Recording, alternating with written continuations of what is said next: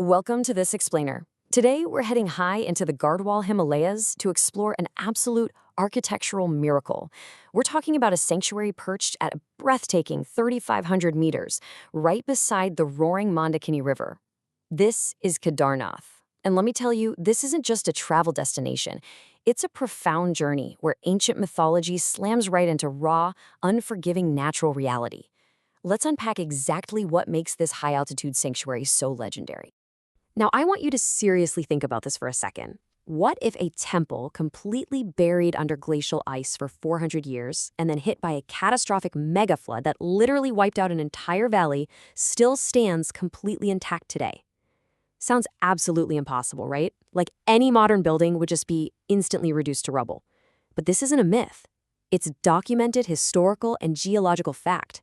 This structure survived the absolute worst nature could throw at it, standing tall while everything around it simply washed away. So, how are we going to tackle this? Here's our roadmap for the explainer. First up, we'll look at the indestructible mountain temple itself. Then, we'll trace its origins in ancient architecture. After that, we'll dive into the key attractions and spectacles beyond the main shrine.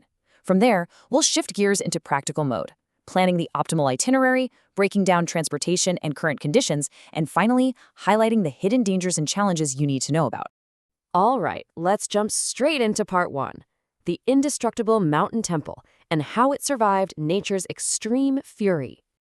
You know, this temple sits in an environment where temperatures regularly plummet to -20 degrees Celsius. But its resilience, it goes way beyond just handling cold weather.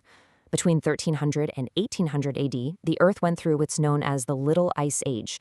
And during those 4 centuries, Kedarnath wasn't just snowed in, it was literally swallowed and buried under massive glacial ice. And we're not talking about fluffy, light snow here. Glaciers carry massive boulders, packed dirt, and exert just crushing pressure. Yet, when the ice finally retreated, scientists from the Wadia Institute of Himalayan Geology made a staggering discovery. The temple had emerged without a single scratch. Not one. So how is a survival story like that even possible? Well, it all comes down to a face-off between ancient engineering and modern construction. Way back when, our ancestors hauled massive 6 to 8 ton brown gneiss stones. That's the weight of several cars, by the way. Kilometers up to this 11,800-foot plateau. But the real magic is the dry interlocking technique. They used absolutely zero cement or mortar, none. Instead, they cut these massive stones to fit together perfectly, kind of like a giant, ultra-heavy 3D puzzle. This brilliant design allowed the stones to shift and absorb immense natural forces, like glacial pressure and earthquakes, unlike modern cement buildings, which are rigid and just get torn apart by nature's fury. Moving right along to Section 2, Origins and Ancient Architecture, tracing the spiritual roots of this phenomenal site. The history of this place is honestly just as layered as the stones it's built from.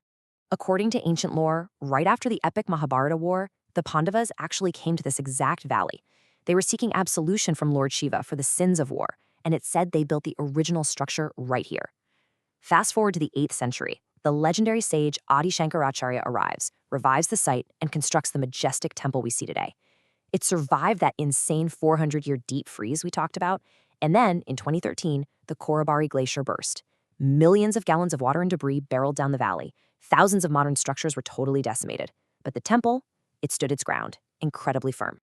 Let's check out Section 3, Key Attractions and Spectacles. What else is there to see beyond the main shrine? Because honestly, there is so much more to experience here than just looking at the outside of the temple. Once you step inside the dark, sacred sanctum, you won't find a traditional sculpted idol. Instead, there's a self-manifested triangular rock formation. It's worshipped as the hump of Lord Shiva, tying right back to those Pandava legends. Just outside, you can visit the final resting place, the samadhi of Adi Shankaracharya himself. And if you head a bit farther up the valley, you hit the open-air Bhairavath Temple, which is believed to protect the valley during those brutal winter months. Oh, and you can't forget Ritas, a fascinating pool where the water literally bubbles up when devotees chant. It's wild. But listen, out of all the incredible sights here, you absolutely cannot miss the Bheem Shila. Remember those apocalyptic floods in 2013 I mentioned?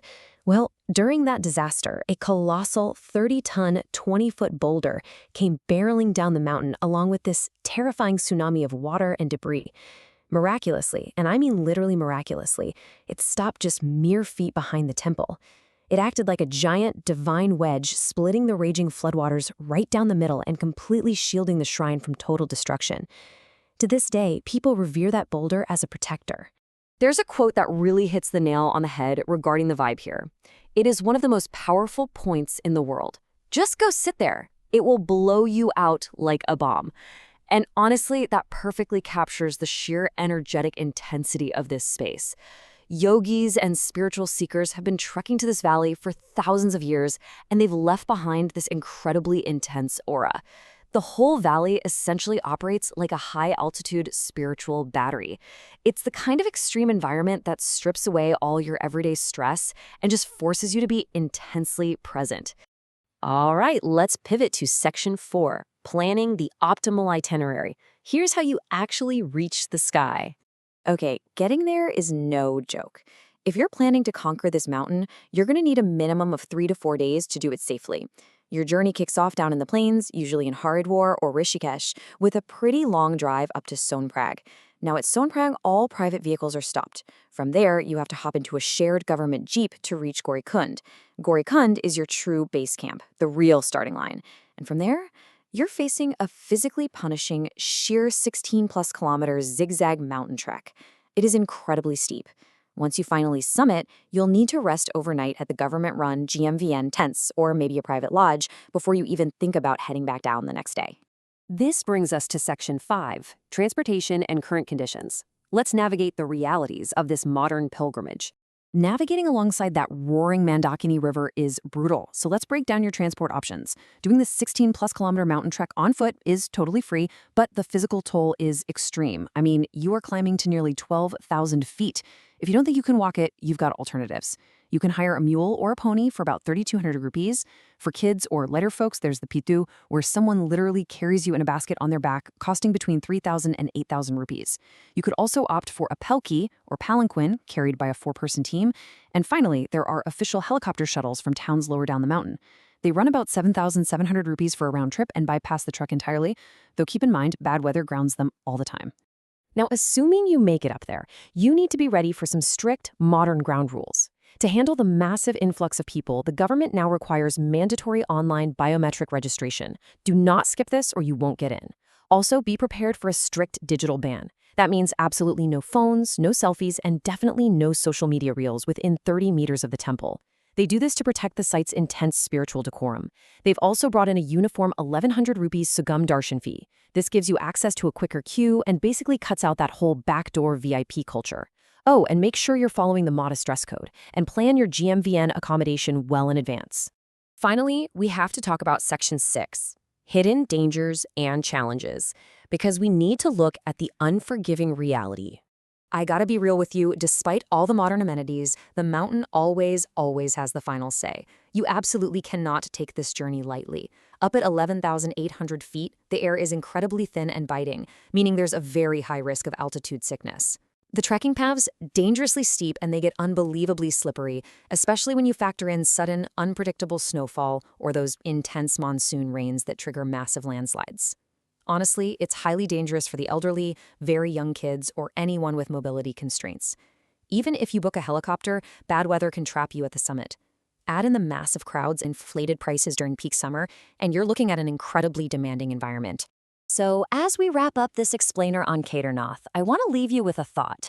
When you consider that grueling trek, the freezing weather, and the sheer grit it takes just to stand in front of those ancient interlocking stones, it really makes you wonder. Does the extreme difficulty of reaching this ancient sanctuary intentionally separate the casual tourist from the dedicated seeker? Is the mountain testing us, or is it just protecting the sacred energy for those who truly earn the right to be there? It's a fascinating question to ponder. Thanks for hanging out with me for this explainer, and keep exploring.